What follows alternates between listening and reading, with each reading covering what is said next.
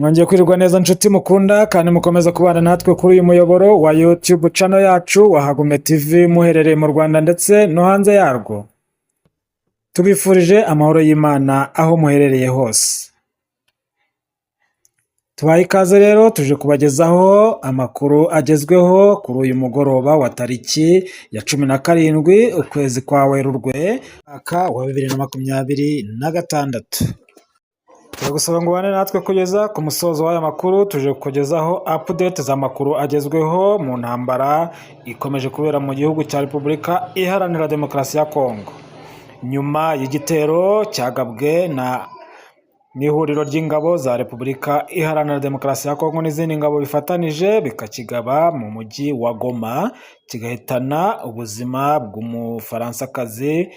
Umuryango mpuzamahanga wita ku bana UNICEF akahasiga ubuzima ndetse n'abandi basivile babiri, ndetse ni nyuma y'uko ingabo za Repubulika Iharanira Demokarasi ya Kongo zagabye igitero cya drone muri teritwari ya Masisi, kikaba cyarahitanye umuvugizi w'igisirikare cya AFC M23 Koloneli Wiringoma. Umujyi wa Uvira hongeye kumvikana ibisasu biremereye by'imbunda za rutura, aho ihuriro ry'ingabo za Repubulika Iharanira Demokarasi ya Kongo na AFC M23 byongeye guhanganira muri ibi bice byo mu kibaya cya Rusizi muri teritwari ya Uvira, aho ni nyuma y'amezi abiri hari agahenge. Kandi turagaruka ku makuru agezweho ku ntambara ikomeje guhuza igihugu cya Irani gihanganye na Leta Zunze Ubumwe za Amerika ndetse na Israeli, nyuma y'uko Irani igerageje gufunga uyu muhora wa Hormuz wanyuruzwagamo ibikomoka kuri peteroli bijya gucuruzwa mu bindi bihugu bihana imbibi cyangwa se bya kure y'iki gihugu cya Irani. Leta Zunze Ubumwe za Amerika yagerageje kwiyambaza ibihugu bikomeye harimo igihugu cy'Ubufaransa, igihugu cy'Ubwongereza ndetse n'Ubushinwa, ariko ibi bihugu biyitera utwatsi ngo kuko yifuzaga yuko byahaguruka bigafatanya na Amerika mu kurwanya ndetse no kubohoza uyu muhora wa Hormuz kugira ngo imihahiranire y'ibikomoka kuri peteroli ikomeze kugenda neza, dore ko ari intambara imaze hafi ibyumweru bibiri ndetse bishobora kuba binasaga abantu benshi ndetse n'ibikorwa remezo bimaze kuhatikirira kubera iyi ntambara. Rero yuko ibi bihugu biteye utwatsi, Donald Trump wari wabyiyambaje mu kurwanya iki gihugu cya Irani, nawe yafashe umwanzuro wo guhagarika uruzinduko yari buzagirire mu gihugu cy'Ubushinwa. Uruzinduko akaba yarwimuriye nibura mu kwezi gukurikira. Hafi rero tuje kubagezaho amakuru mu buryo burambuye. Yuko dukomeza turasaba cyane cyane wowe ugeze kuri uyu muyoboro wa YouTube channel yacu wa Hagume TV bwa mbere gukanda kuri subscribe kugira ngo nawe ube mu ba mbere bazajya babona amakuru tugutegurira umunsi ku wundi, kandi kuduha ibitekerezo kwanyu, gukanda like ndetse na share ugasangiza inshuti zawe zaba ari ebyiri cyangwa se eshatu, nabyo ni ingenzi cyane kuko bidutera umwete wo gukomeza gushaka amakuru tubagezaho, aba ari amakuru yizewe kandi tukayabahera ku gihe. Tugushimiye ko wahisemo neza rero ugahitamo uyu muyoboro wa Hagume TV, umuyoboro unyuzwaho amakuru atarimo ibihuha habe na gato. Muri Repubulika Iharanira Demokarasi ya Kongo mu kibaya cya Rusizi mu mujyi wa Uvira, imirwano ikomeye yubuye muri iki kibaya cya Rusizi. Ihuriro ry'ingabo za Repubulika Iharanira Demokarasi ya Kongo na AFC M23 byongeye guhanganira mu bice byo mu kibaya cya Rusizi muri teritwari ya Uvira, nyuma y'amezi abiri gusa hari agahenge. Iyi mirwano ibaye nyuma y'iminsi ibiri ingabo za Repubulika Iharanira Demokarasi ya Kongo, Wazalendo n'indi mitwe bikorana bifunze umuhanda RN5 uhuza umujyi wa Uvira na Bukavu kubera impamvu ziswe iz'umutekano. Umuvugizi w'ihuriro rya AFC M23 Lawrence Kanyuka yatangaje ko guhera mu masaha ya saa 12 z'iki gitondo cyo kuri uyu wa 17 Werurwe 2026 ingabo za leta ya Repubulika Iharanira Demokarasi ya Kongo ziri kurasa ibisasu biremereye mu gace ka Bunambo, ibyatumye abaturage benshi bahunga mu rwego rwo kurokora ubuzima bwabo.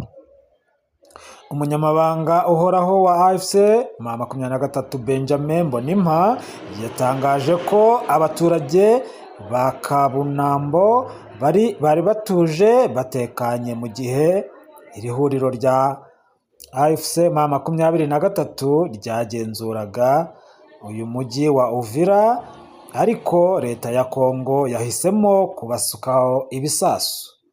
Kanyuka yatangaje ko AFC M23 yiteguye kurinda abaturage muri Kabunambo ndetse n'imitungo yabo mu gihe leta ya Repubulika Iharanira Demokarasi ya Kongo ikomeje ubushotoranyi.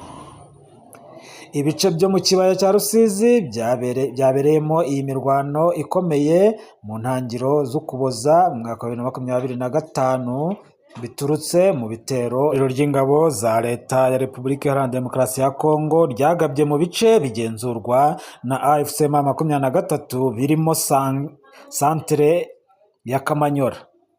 AFC M23 yesheje imbaraga nyinshi mu guhangana n'ingabo za Repubulika Iharanira Demokarasi ya Kongo, izambura ibice byinshi byo mu mujyi wa Uvira birimo n'umujyi wa Uvira, ariko wo yawuvuyemo hagati muri Mutarama 2026 kugira ngo ibiganiro by'amahoro bisubukurwe. Leta ya Repubulika Iharanira Demokarasi ya Kongo isubira muri uyu mujyi yagaragaje ko izatuza mu gihe izaba yisubije ibice byose bigenzurwa na AFC M23 birimo umujyi wa Bukavu, Goma kugeza Bunagana yafashwe muri Kamena 2022. Ibitero bikomeye ihuriro ry'ingabo za leta ya Kongo zakomeje kugaba muri komini Minembwe no mu bice bihana imbibi byagaragaje ko ifite umugambi wo gukomeza intambara mu bice bigenzurwa na AFC M23. Mu rukerera rwo kuwa 24 Gashyantare 2026 ingabo za leta ya Kongo zagabye igitero cya drone kuri AFC M23 muri hafi ya santere ya Rubaya, yica wari umuvugizi wa AFC M23 mu rwego rwa gisirikare Lieutenant Colonel Wiringoma. Tariki ya 11 Werurwe ingabo za leta ya Kongo zagabye igitero cya drone mu mujyi wa Goma, zica abasivile batatu barimo Umufaransakazi Karine Buiseti wakoreraga ishami ry'umuryango w'abibumbye ryita ku bana UNICEF. AFC M23 yatangaje ko kuva mu ijoro ryo kuwa 16 rishyira uwa 17 Werurwe 2026 ingabo za Repubulika Iharanira Demokarasi ya Kongo, iz'u Burundi, FDLR na Wazalendo n'abacancuro byongeye kugaba igitero cya drone muri Minembwe no mu bice bihana imbibi. Iri huriro ryatangaje ko leta ya Repubulika Iharanira Demokarasi ya Kongo izabazwa amaraso y'inzirakarengane ikomeje kwica mu gihe umuryango mpuzamahanga ntacyo ubikoraho. Naho amakuru agezweho mu ntambara ya Iran ihanganyemo na USA ndetse na Israel, Donald Trump yasubitse urugendo rujya mu Bushinwa kubera intambara ya Iran. Perezida wa Amerika Donald Trump yatangaje ko basabye ko uruzinduko yagombaga kugirira mu Bushinwa muri Werurwe rwimurirwa nyuma y'ukwezi kubera intambara iri kurwanirwa muri Iran.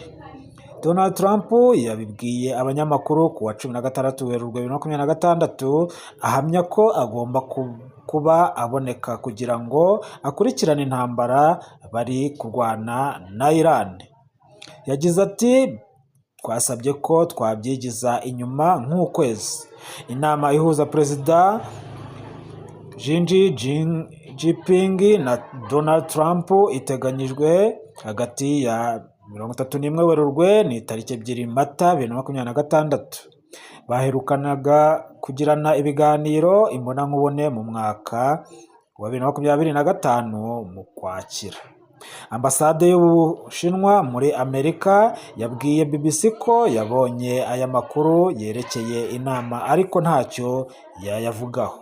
Intambara ya Amerika na Iran yatumye byinshi bihinduka ku isi birimo n'ubucuruzi bw'ibikomoka kuri peteroli byahungabanye kubera inzira ya Hormuz yafunzwe. Inzego zinyuranye za Amerika zemeje ko gusubika inama bidafite aho bihuriye nuko Ubushinwa bwaba butanga ubufasha kuri Iran cyangwa hari izindi ngingo z'ubucuruzi batumvikanyeho, ahubwo bigoye ko perezida yajya hanze mu bihe nk'ibi bitoroshye. Turabashimiye cyane rero ko mwabanye natwe, mukabana natwe mukadutega amatwi kuva ku itangira kugeza ku musozo w'aya makuru. Turabizeza kujya dukomeza kubagezaho ndetse no gucukumbura amakuru y'ingenzi kandi atarimo ibihuha habe na gato.